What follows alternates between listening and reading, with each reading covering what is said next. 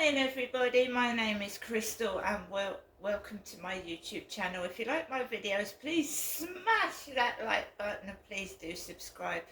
It is Friday morning. Good morning. I'm here in my flat in Rochester. The sun is actually shining this morning. It was raining, I think, last night. It was raining.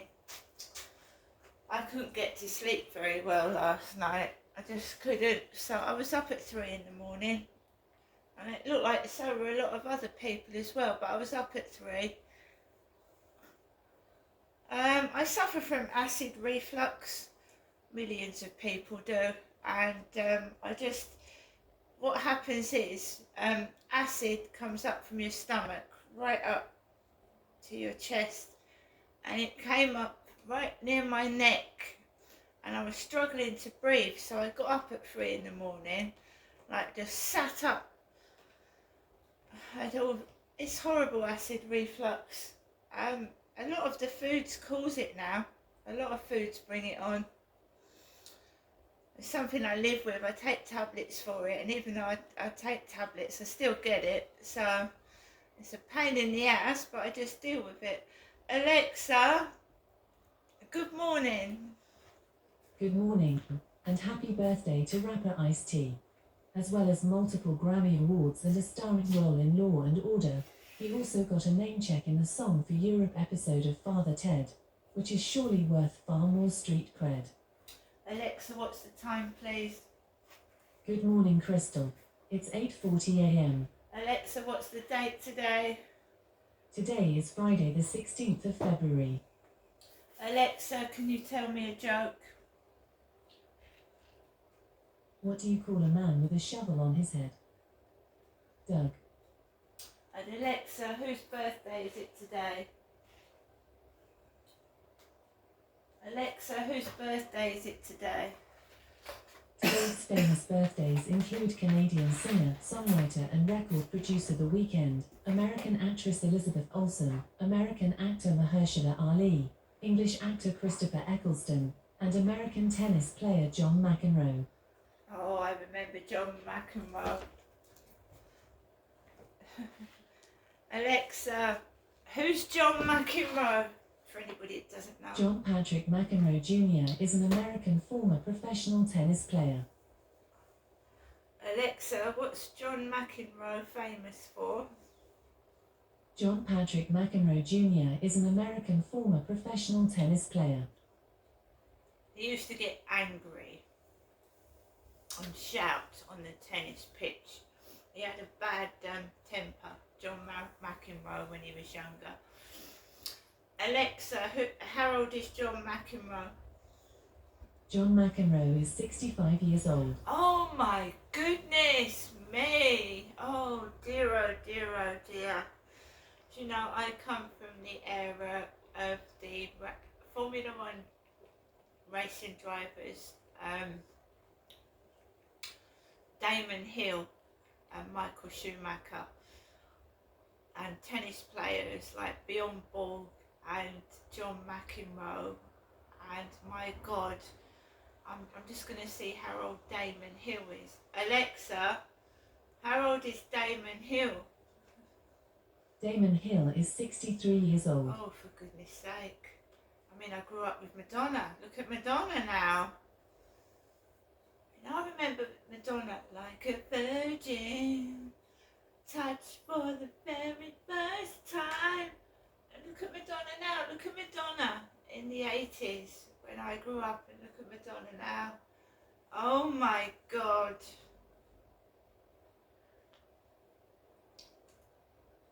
It's horrible getting older.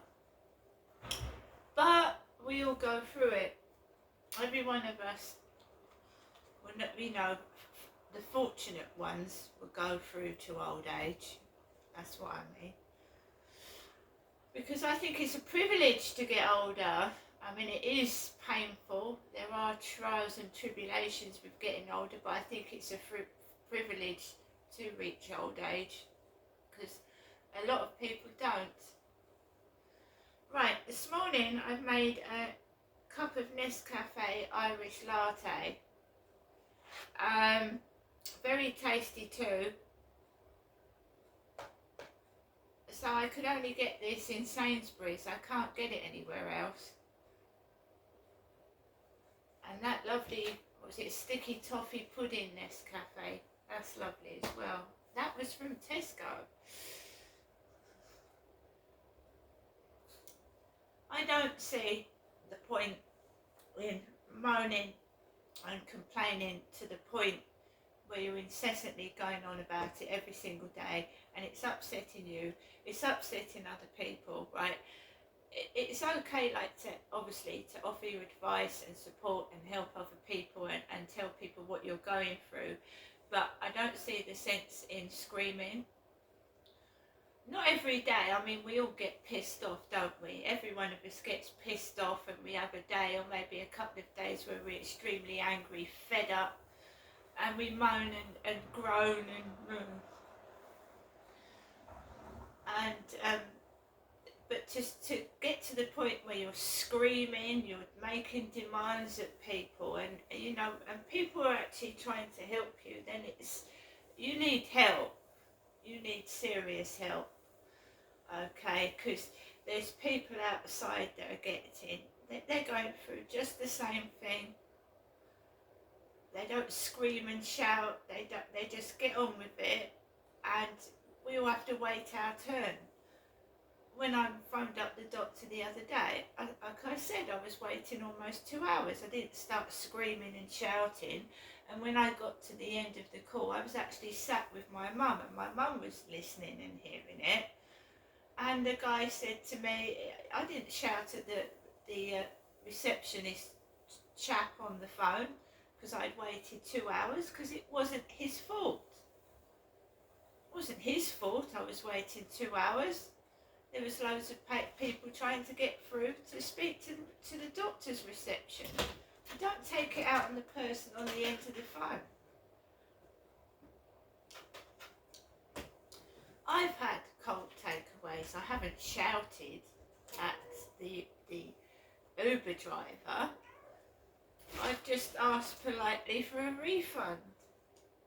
And that's how you deal with it. You don't shout at innocent people. It's not their fault. And you know, when you get onto any reception desk, any reception,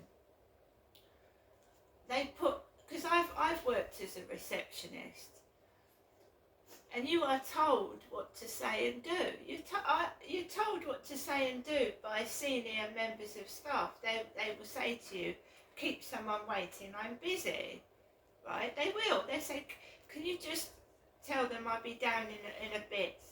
And then the person will get antagonised in the waiting room, and you're just there to calm them down. You say, excuse me, I'm sorry about that, they'll be down shortly.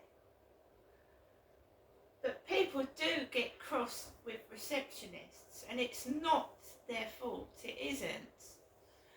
The only thing that I've ever really got upset about, and I found it disgusting, Harry, stop it, was when I phoned a 999 emergency call because I had been struck and I was lying on the floor and I couldn't breathe properly. I was getting out of breath, and I, in my opinion, was concussed. I was concussed. So I rang 999. I got through to a control operator. She asked me, do you want the police, police, ambulance or fire brigade? And I said, I want an ambulance. And I was asked what's wrong, and as I was saying, I was out of breath and I felt I couldn't breathe. I heard a sudden burst of laughter in the control room. Someone was laughing in a 999 emergency control room, and I said, it's not funny. Remember that I was concussed. I went, it's not funny. I went, who's laughing? I've just made an emergency call. And I was told by a female operator, oh, don't worry about it. sometimes people crack jokes in the control room. Somebody's made one of the control operators laugh. That's the only time I really didn't abuse a call operator either, because I wasn't very well. I was very distressed and I was very upset at how I was being treated. That's the really only time that I've got cross, and with stupid police. Police that have told me, you can't report this to the police. I said, yes I can. And she's gone, no you can't. Do you know how many complaints you've made to the police? And I went, yes, and they've all been valid. They've all been reasons for me calling the police. I said, I don't like personally calling the police, and every time I've called the police it's been for a valid reason. She said, well, I'm afraid I'm not going to take any more calls from you. I went, oh okay. And that was the police trying to stop me reporting crimes. That's what that was.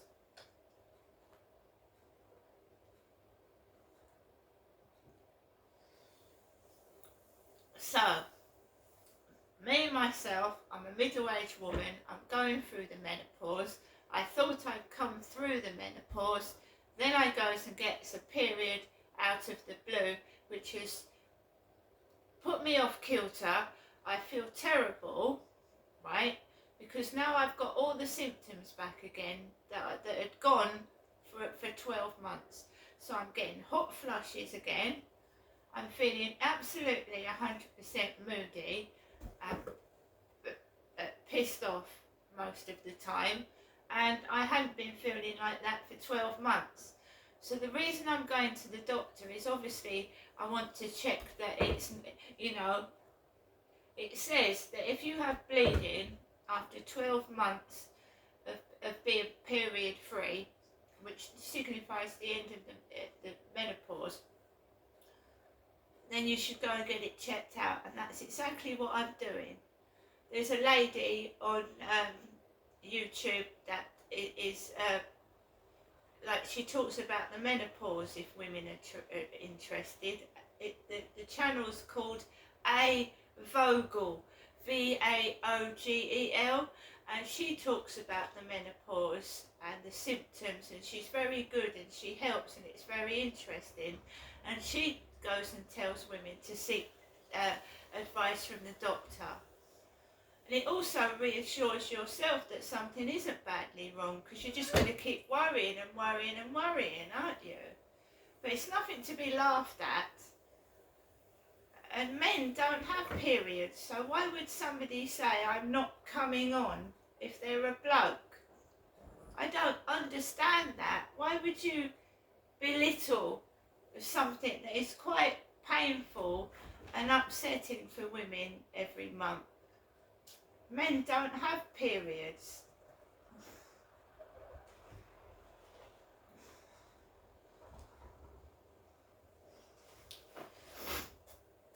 So I myself got upset yesterday evening.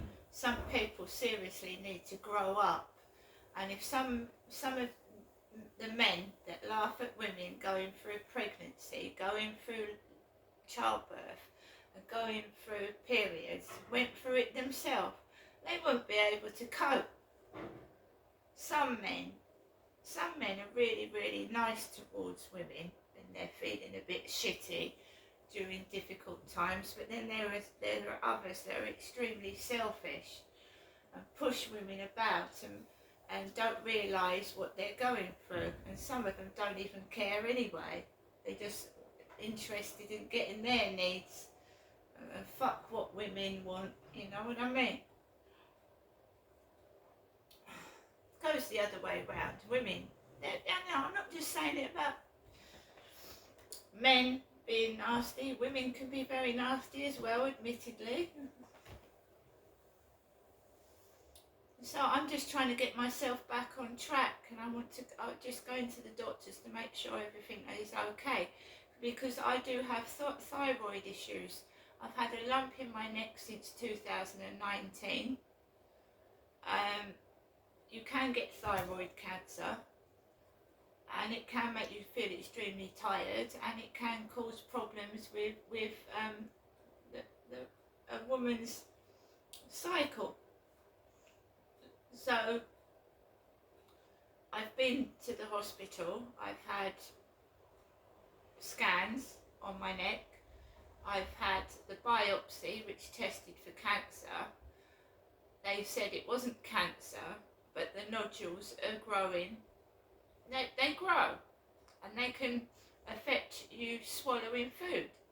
And I do get very, very extensive heartburn, to the point where I'm getting up at night not being able to breathe, and sometimes food gets obstructed where that lump is, right? So I'm wondering if the thyroid issues are causing problems with my menopause. And but you need somebody that is qualified in menopausal symptoms, and a lot of doctors aren't. A lot of them are young doctors that have not got a clue what a woman that is going through the menopause feels like. They don't understand. And some women can feel like that, probably that Nicola Bulley did, absolutely distressed. They're resorting to taking drugs and alcohol to stop pain, and the emotions that come over you during the menopause are absolutely 100 times worse than normal depression and normal misery. I couldn't control myself 3 or 4 days ago. I didn't know what to do with myself. I thought, this isn't me. I've got parcels from Temu. I'm absolutely fine. I've got wonderful life, wonderful pets, and then I was coming over with deep anger and despair for absolutely no reason whatsoever. And I couldn't understand it.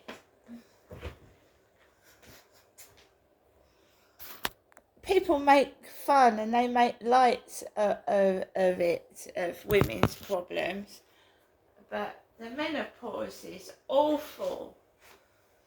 But I was feeling fantastic for 12 months. This is why I think it's a thyroid issue. Because my mum's got the same problems. Not with bleeding, she had a goiter, and they had to use like iodine and to shrink it.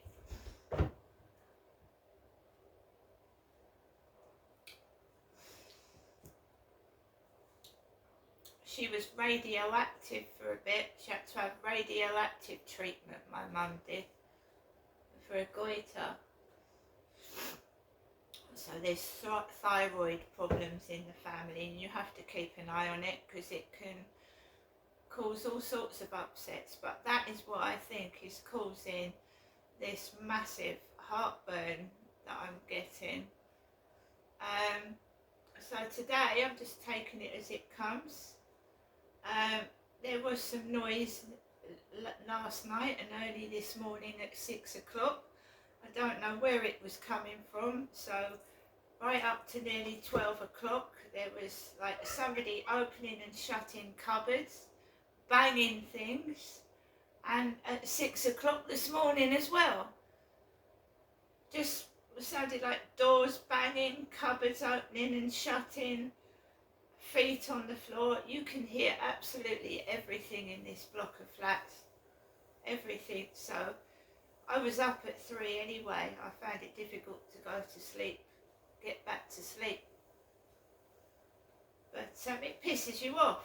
You want to watch the telly, you want to listen to the radio, and all you can hear is banging, noise,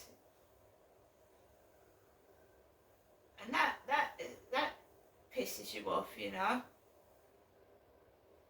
But I don't lose my temper and get angry. I might get up, I might fucking open one eye and go, what the fucking hell is that noise? But I don't shout it. I get up, what the fuck is that? Who the fuck is up at stupid o'clock making noises? I can understand somebody going off to work, don't get me wrong, because they clutter about for a bit and then they go out the door. But this is a constant noise for about 2 hours. like someone is opening and shutting the cupboards, and then you'll have kids darting up and down, because my front door is very near to the neighbours next door, and if they've got kids running up and down the corridor, my kitchen is near their front door. So I'll be doing some cooking, and then you'll just hear kids running up and down and thumping about. It's not the neighbour's fault. The building, it should be soundproof. But it's like that in Medway everywhere you go. I don't know if it's like it where you are. But when I'm in a doctor's surgery, I can hear the patient next door in the next consultation room talking. I've heard staff laughing while I've been in the doctor's surgery. They've been laughing. So I'll be talking about my problems, and you'll hear receptionist staff burst into laughter. And when I'm in the waiting room, especially at the one in the Pentagon Centre, I'll be sat there and I'll be feeling like shite. I'll be in pain, feeling ill, and the staff come out and they bang the door, then they go back and they bang the door, then they come out, then they bang the bin lid, put some rubbish in it, then they go out, back and forth, banging doors.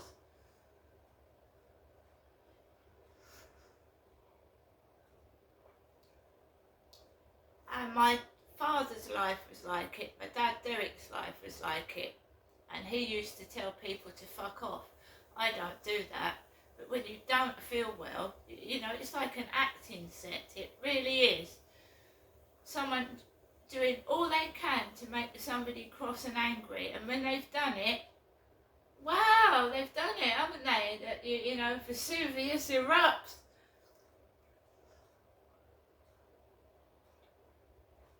No, I'm not mad, and I never was. I reported a serious crime to the police. I got blamed for it, and I lost everything, and that is the truth. And the police, you know, there's people out there demanding compensation, demanding apologies, and I don't demand apologies or compensation because I believe in karma. And I'm not going to scream and shout and look selfish, and I certainly don't blackmail people. I would like an apology from the police because I was arrested and put in a cell and I didn't do anything wrong, right? More than once. I mean, who rings the police up about their own self?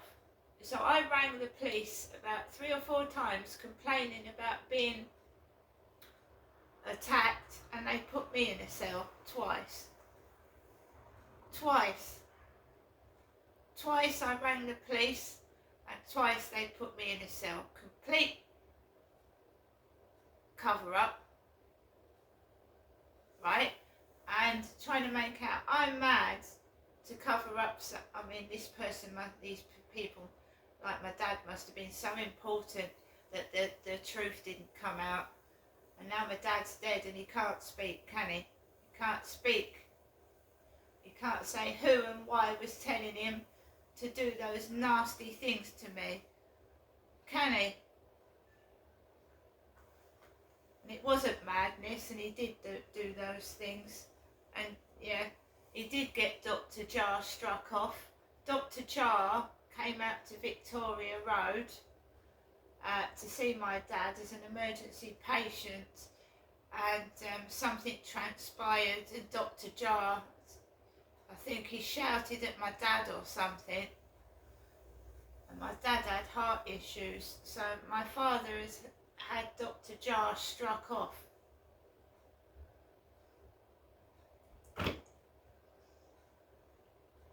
I saw Dr. Jar when I first came down to Chatham, when I'd lost everything up in Gloucestershire, and Dr. Jar says, I'm not going to take you on as a new patient. He said, I'm going to, because I was coming out in rashes after eating and drinking round my mum's. I was coming out in red rashes all up my arms and on my chest and back. So he gave me some E45 cream, and he said, I suggest you go back to Gloucestershire, you shouldn't be down here. That's what he told me. And he said, what you've been through, he said, I call the police, he said as well, call the police. And how many times did I call the police because my father was abusing me? About 25 to 30 times. And the sympathy I get from my mother was, oh, well, you needn't have come down here. I had no choice. I lost everything. I lost the roof over my head. I lost my children. I lost everything. Where was I supposed to go? There was nowhere for me to go. And that's your own mother talking. How many times did she ring me up on the phone? Why don't you come down here and see your father? That's all she kept saying when I was in Gloucestershire. Why don't you come down and visit us and see your dad? And then she tells me I didn't need to have come down.